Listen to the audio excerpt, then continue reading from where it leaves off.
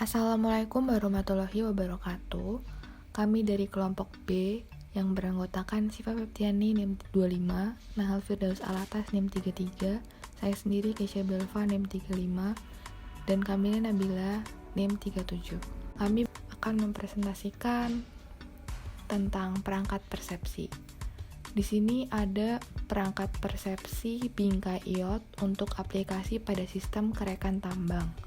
Perangkat-perangkat yang digunakan pada aplikasi tersebut menggunakan sistem 4 lapis, yaitu menggabungkan teknologi sensor, teknologi pemantauan online, transmisi nirkabel, teknologi diagnosis kesalahan untuk memproses informasi multisumber yang heterogen. Arsitektur sederhana dari skenario IoT dapat dibagi dalam 3 lapisan. Yang pertama, lapisan persepsi yang terdiri dari lapisan fisik, sensor, dan parameter identitas keberadaan objek. Kemudian ada lapisan jaringan yang menyediakan konektivitas antar objek, perangkat jaringan, koneksi nirkabel atau kabel, sistem cloud, serta mentransmisikan dan juga memproses data. Yang terakhir ada lapisan aplikasi.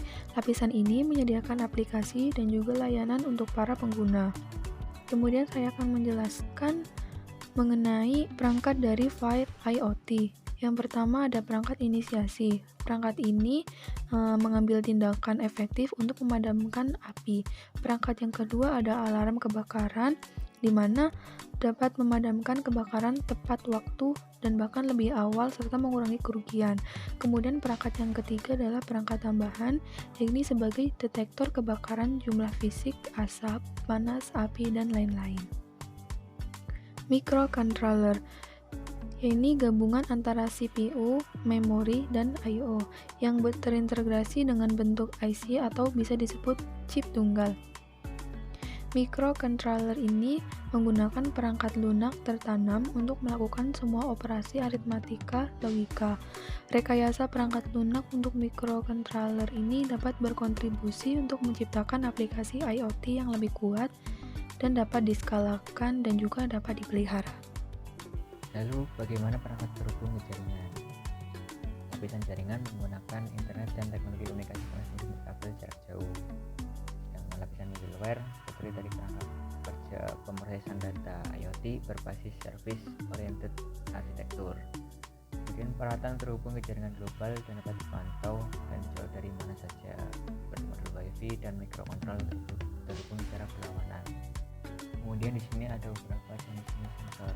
Pertama ada node transmisi, yaitu untuk mentransfer data ke node sync dengan relay multi-hop.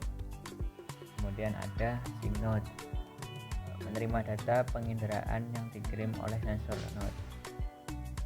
Untuk selanjutnya ada NS sensor dan parameter terhubung di lapisan persepsi. Parameter karakteristik diperoleh menggunakan perangkat lunak konfigurasi dan jaringan area lokal tambang disimpan ke server data. Dan terakhir ada sensing node, yaitu untuk mengumpulkan data area pemantauan. Kemudian ada sensor analog. Nah, sensor ini terhubung ke pin analog MCU. Kemudian semua data sensor diproses oleh MCU dan diperbori ke server ThinkSpeak menggunakan modul komunikasi data Wi-Fi seperti SP8266 atau node MCU ke server pusat. Aktuator merupakan sebuah peralatan mekanis untuk menggerakkan atau mengontrol sebuah mekanisme atau sistem. Aktuator diaktifkan dengan menggunakan lengan mekanis yang biasa digerakkan oleh motor listrik yang dikendalikan oleh media pengontrol otomatis yang terprogram diantaranya microcontroller. Aktuator adalah elemen yang mengkonversikan besaran listrik analog menjadi besaran lainnya.